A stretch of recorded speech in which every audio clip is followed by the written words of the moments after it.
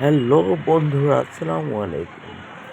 কেউ যদি নদী দেখতে চান, নদীর প্রাকৃতিক পরিবেশ উপভোগ করতে চান, নদীর পাশে বসে একটু সময় কাটাতে চান, একা বা বন্ধুদের নিয়ে অথবা জীবনসঙ্গী কাউকে নিয়ে বসে একটু সময় কাটাতে চান, তাহলে চলে আসুন এই বুড়িগঙ্গা তীরে।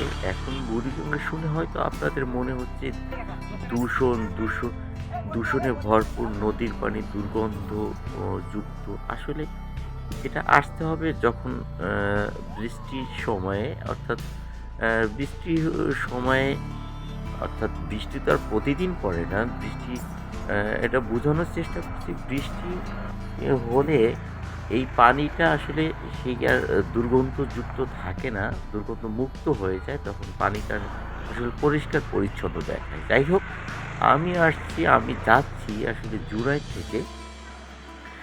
তো আসলে জুরাইন থেকে এখানে এই সিএনজি যোগে জাস্ট এই পোস্তগোলা ব্রিজটা ওপারে 10 টাকা যোগে আসলে যাওয়া যায়। ওপারে গিয়ে এই নিরিবিলি তখন সিএনজি থেকে নেমে পাশ দিয়েই আসলে নদী তীরবর্তীতে যাওয়া যায়। যাই হোক, আমি পুরোটা রাস্তা আসলে হেঁটে হেঁটে গিয়েছি, হেঁটে হেঁটে আসলে দেখার জন্য, আপনাদের দেখানোর জন্য।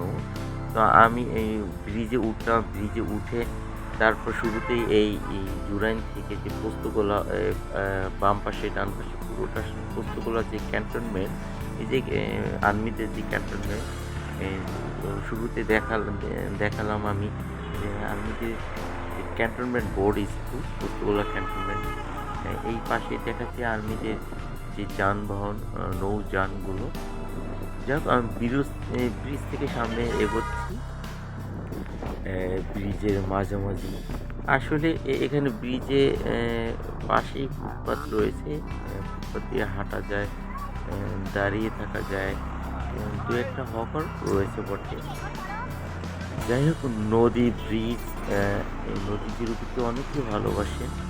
তো আমি ঈদের দ্বিতীয় দিন একা একা এসেছি এখানে।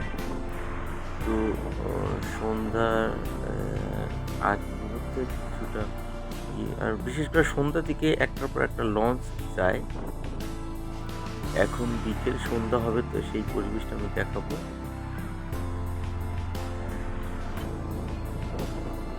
এই তো একটি লঞ্চ যাচ্ছে, আসলে পাশেই তো সদরঘাট।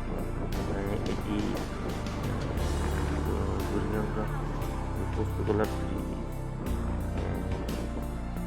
ব্রিজের নিচ দিয়ে যাচ্ছে। এই যে ব্রিজের অপর পাশ, অর্থাৎ নদীর অপর পাশ, এই যে এখানে আমি যেটা দেখাচ্ছি, এখানেই আমি যাব।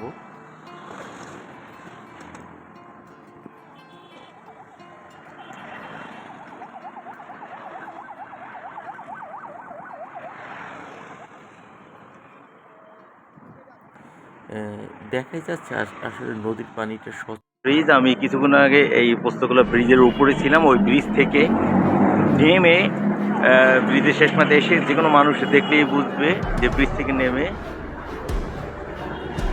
তো দেখলেই আসলে রাস্তাটা চেনা যাবে। ব্রিজ থেকে নেমে নদীর তীরে চলে আসবেন প্রকৃতি দেখার জন্য। নদীপথ যাত্রী, যারা নদীপথের যাত্রী, তারা বিশেষ করে বরিশালগামী, তারা এই যে লঞ্চ চলে আসছে সন্ধ্যা, কারণ সন্ধ্যা কাছাকাছি, আর সন্ধ্যার দিকেই লঞ্চগুলো ছেড়ে যায়। আজ 2026 সালের কোরবানি ঈদের দ্বিতীয় দিন। আমি মাত্রই এই ব্রিজের উপরেই ছিলাম, মাত্র এই তো এখানে ছিলাম। এখান থেকে এখন এই তো ওই পারে হচ্ছে জুরাইন, পোস্তগোলা ক্যান্টনমেন্ট, এই পারে তো এই তো হাসনাবাদ কেরানীগঞ্জ। তো আমি এই ব্রিজের এই শেষ মাথায় এসে তো এই নদীর পাড়ে চলে আসছি। তো এভাবে আসলে আসতে হবে যদি কেউ নদীকে ভালোবাসেন। নদীর আসলে এই বৃষ্টি বর্ষার মৌসুমে আসলে নদীর যেই পরিচ্ছন্ন পানি, স্বচ্ছ পানি দেখা যায়। আপনাদের আমি সরাসরি প্রমাণ দেখাচ্ছি। এই দেখুন পানি, আসলে সাধারণত বুড়িগঙ্গা মানেই কিন্তু দূষণে কবলিত কালো দুর্গন্ধ, কিন্তু এখন এই পানিটা ওরকম আসলে বৃষ্টি হওয়ার কারণে এই দুর্গন্ধ বা কালো পানি দেখা যাচ্ছে না, পানিটা স্বচ্ছ। দেখুন, এই যে গতকাল কোরবানি ছিল, হয়তো এই গরুটি মারা গেছে, তো কে বা কারা এই গরুটি পানিতে ফেলে দিয়েছে। তারপরেও কোনো দুর্গন্ধ পাচ্ছি না। লঞ্চের ঢেউ, লঞ্চ গেল 4টি লঞ্চ, এইখানে এই ঢেউ।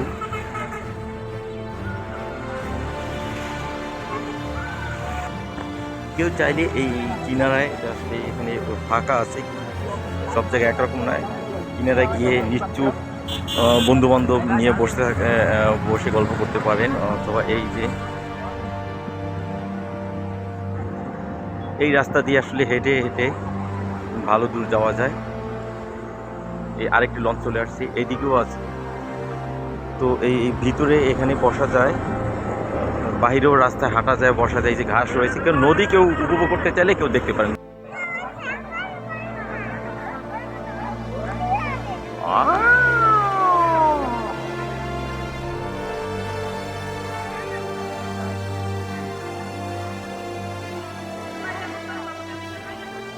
কি অসাধারণ দেখতেই চোখ জুড়ে যায় এবং খুবই আনন্দে বিভোরিত হয়ে যাবেন। যাই হোক, বাচ্চা শিশু মেয়ে ছেলে নিয়ে এখানে এসে ঘুরতে খুবই মজা লাগে।